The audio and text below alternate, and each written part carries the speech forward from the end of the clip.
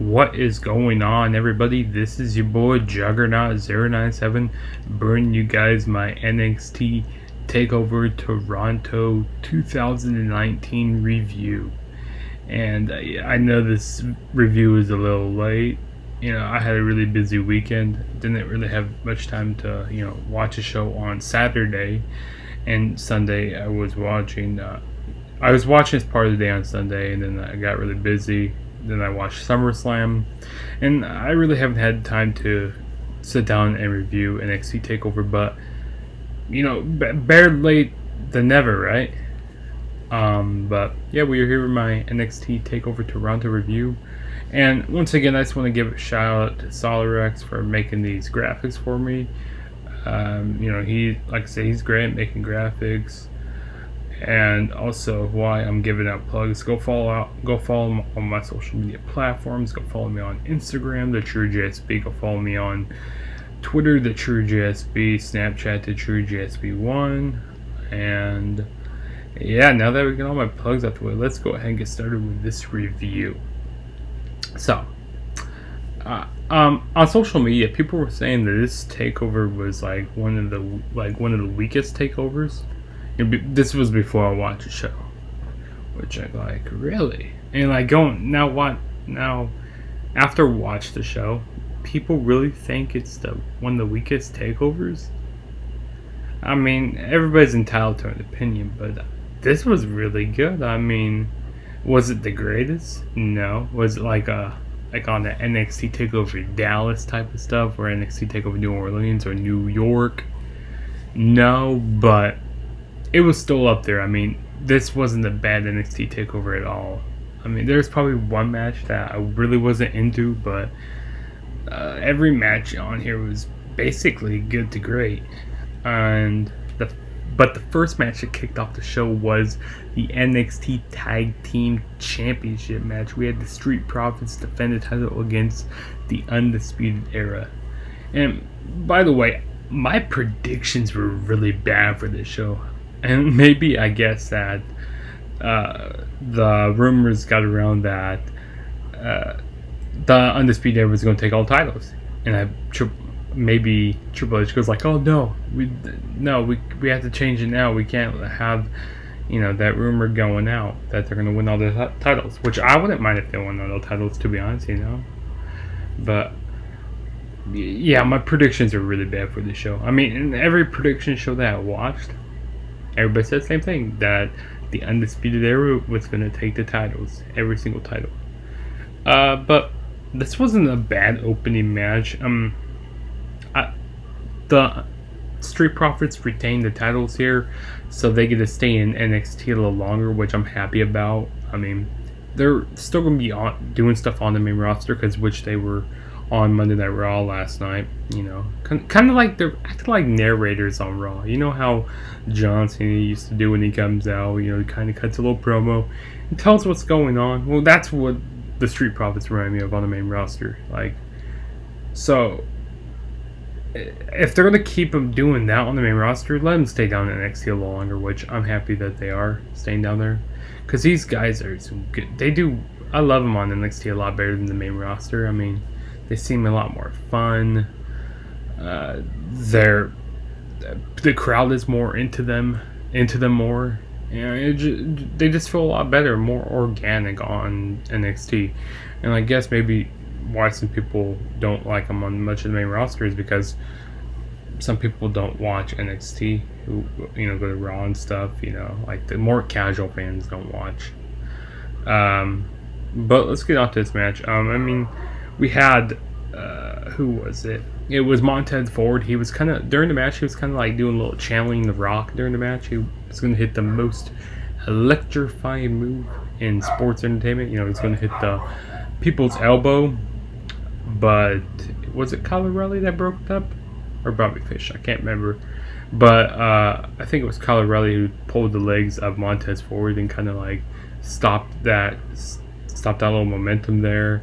But a few seconds later, I mean, we had Montez Ford hit a rock bottom on Bobby Fish, so that was pretty cool during the match. There was like a really cool pounce that that Angelo Dawkins did during the match onto Bobby Fish. Like, he did like a really cool pounce, and then he went. Bobby Fish went flying. It was really cool. We had Achilles. Who locked in the Achilles lock? I think it was Kyle O'Reilly who had that in. That's what they're calling it, the Achilles lock. I thought that they were gonna tap out there. Like, you couldn't see. Like, there was nowhere. Angelo Dawkins was like nowhere to be found during that, but he actually finally came in to save the day. I thought they were gonna tap there, to be honest. But like I said, the Street Profits actually retained the titles here when Montez Ford hit a big splash off the top rope to get the 1, 2, 3. And still the NXT champions, the Street Profits. And after the match, they went to run into the crowd, celebrate with the crowd there. The crowd was really into them. They had their red solo cups, and I thought it was, pretty good opener. Really enjoyed it. And then the next match we had was Io Shirai versus Candice LeRae. And this is Candice's first ever takeover match. I mean, we've seen her on takeovers before, but this is her first takeover match, which, kind of see what she has in NXT. I mean, it wasn't anything like she did on the indies, like anything great on the indies, what she does with Joey Ryan and, like Bloody Candice and stuff. But this was, really competitive for like first match on a takeover. Like, right out of the gates, Io Shirai, she hit the big suplex on the outside, on the announce table, and she just worked on Candice LeRae's back during the whole match. And Candice LeRae, she was kind of pulling out a Johnny Gargano during this match. I mean, she was just kicking out of everything, kicking out of every single thing. I mean, we had, was it the exploder up the top rope?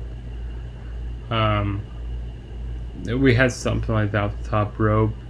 We had a really cool swinging neck breaker off the middle rope. That was really cool. We had a reverse Hurricane Rana by Candice LeRae during the match. I really enjoyed watching that there. And both these women worked really good. But at the end, Io Shirai would end up getting the victory when she had, what's her finisher called? That Spanish fly during the match was really good by Io Shirai. But Io Shirai had in the Koji clutch. That's what it is. She had the Koji clutch locked in, and Candice LeRae had no choice to pass out to that. But it was a good match, though. I enjoyed it. Probably the best match tonight, to be honest. I mean, we'll get to the main event later, and people would say the main event, and don't get me wrong, the main event was really good, but yeah, there was some. I mean, this match, had to give it to something else. So this was really good. Probably best match tonight, like I said. And then next we had was Matt Riddle, who came out. He was calling out Killian Dane because last week on NXT he was able to get his match started because Killian Dane attacked him before the match. So he was calling him out, wanting him to fight. So Killian Dane, he surfaced from the crowd, and they fought a little while. They had a whole bunch of referees come out, try to break him up. It was just mayhem out there, and they were just fighting for a while, and that was that. So I think they're probably going to be continuing this feud for a little bit, and I really like that. That was really cool to see these two guys go down, and I'm happy that Killian Dane's going to do something down there in NXT. But yeah, it was a pretty cool brawl, I guess. And then after that we had Evolve's Austin Theory. It showed him in the crowd, which they have, Evolve has a deal with WWE, so I like that. So they're probably going to be doing more shows on the network, which I still didn't watch that Evolve show, that 10th anniversary show. I still didn't watch that. I heard it was really good, but I mean, there's just been a lot of wrestling over these last few months, and I still need to catch up on the G1 Climax also. I'm way behind on that, but we're not talking about that right now. Yeah, but it showed Austin Theory in the crowd, so that was pretty cool. So I guess maybe when he drops the title, drops the Evolve Championship, maybe he's probably going to come over to NXT, so that'd be pretty cool. And then the next match we had was the NXT North American Championship. We had Velveteen Dream defend the title against Pete Dunne and Roderick Strong. And I like Dream's entrance during this match. It was really cool. So Dream, he gets like the Raptors answers as his entrance, which I thought was cool. So I love his entrances a lot. Like every takeover entrance has been great for him, and this was no different here. But this was a really good match here. Like a normal triple threat tag. That's a tag team. Man, I cannot talk right now. These guys just like went back and forth with each other during the whole match, but Dream would end up getting the victory. I also liked during the match where who was it? He had on a double sharpshooter. Was it a double sharpshooter? No. It was I can't think of it right now. It was Pete Dunne. Was it Pete Dunne? No. It was Velveteen Dream. He had locked in a sharpshooter during the match. Roderick Strong, he also did a double. It was a double submission. What's this submission called? He had a double submission in. That was really cool during the match. My mind's a little fuzzy right now with this review. Sorry about that. But it wasn't a bad match. I really enjoyed it. All three of these guys did what they needed to do during the match. It was fun. I liked it. It kind of started out slow, but it was fun though. And then the next match we had was the NXT Women's Championship match. We had Shayna Baszler versus Mia Yim, which I think was the lowest. Like it was kind of the weakest match on the card, to be honest. I mean, I wasn't really paying much attention during this match. I don't know. I'm just not a big fan of Mia Yim. But she kind of played dirty with Shayna Baszler during this match a little bit. She just kind of played dirty with her. And I knew that Mia Yim wasn't going to win this title. I just knew it. But Baszler retains by the counters, and she put her submission on the, what's her finisher? The figure 4 head choke. That's what it was. She had the figure 4 head choke onto her, and then that's how she retained her title. And like I said, alright match. Wasn't the biggest fan of it. And then the next match we had was a 2 out of 3 falls NXT match. If I could talk right now, god damn it. Next we had was a 2 out of 3 falls match for the NXT title. We had the NXT champion Adam Cole versus Johnny Gargano. So the first match was just the normal one-on-one match. Pretty good. Kind of started out kind of slow, but they kind of like locked up. They were just even going back and forth, a whole bunch of reversals after reversal after reversal with each other, because they just do each other. They have so much good chemistry in the ring.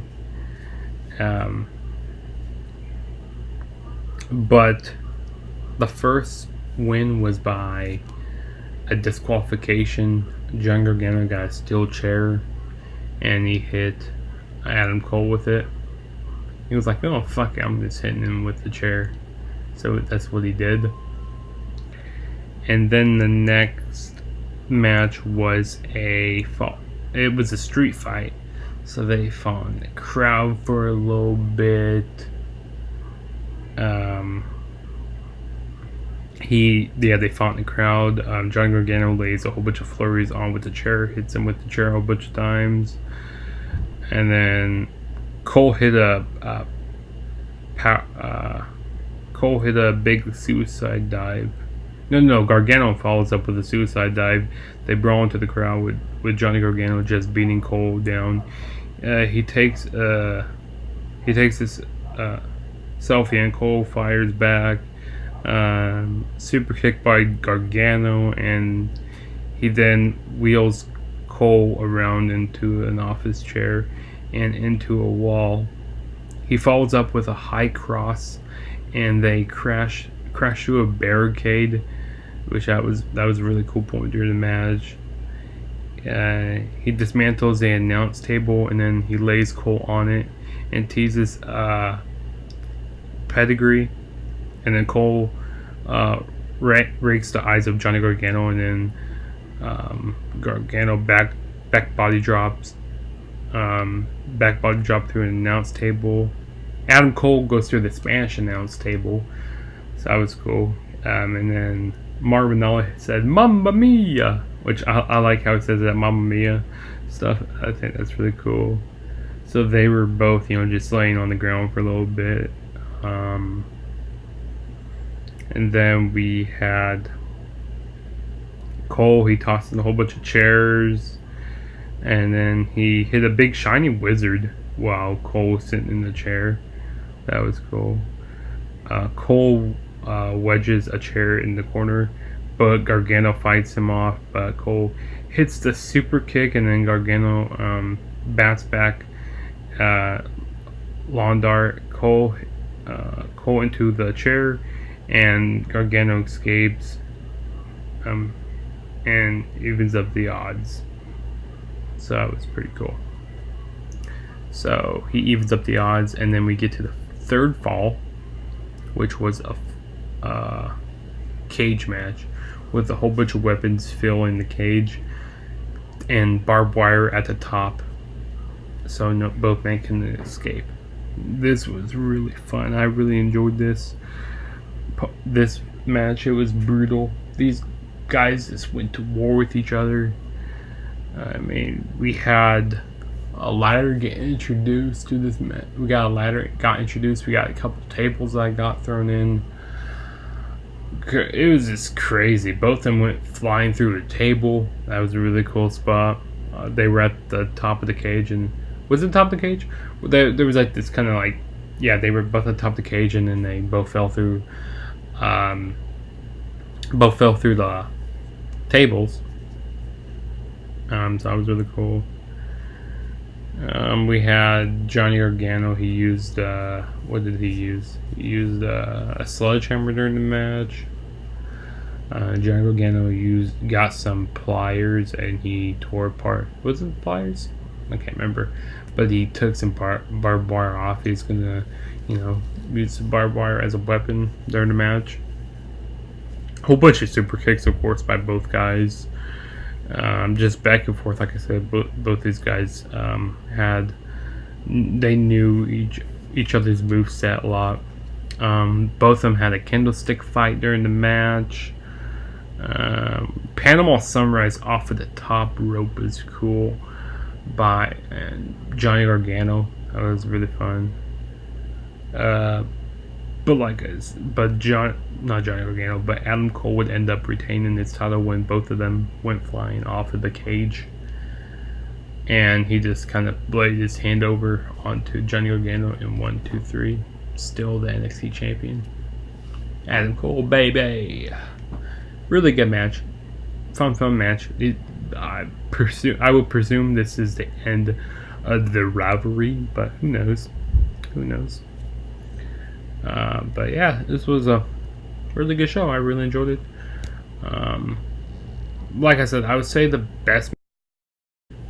I have no idea what happened there at the end, but yeah, like I said, the best match of the night was Io Shirai versus Candice LeRae. They just tore the house down.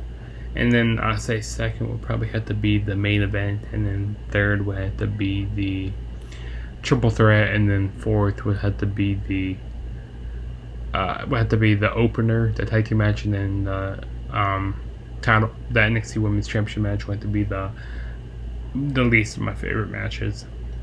But nonetheless, this was a really fun show. Really enjoyed watching it. Probably wasn't the greatest review, but yeah, I'm gonna try to get back into doing more of these reviews and stuff. I'm still gonna continue to do my retro reviews. I still need to do the rest of my Summer Slams because it's still August, so I'm gonna still do those for you guys. But yeah, if this is your first time ever checking out one of my videos, please smash that subscribe button. That would really help me out a lot. And this is your boy Juggernaut saying peace out, and I'll catch you guys in my next video.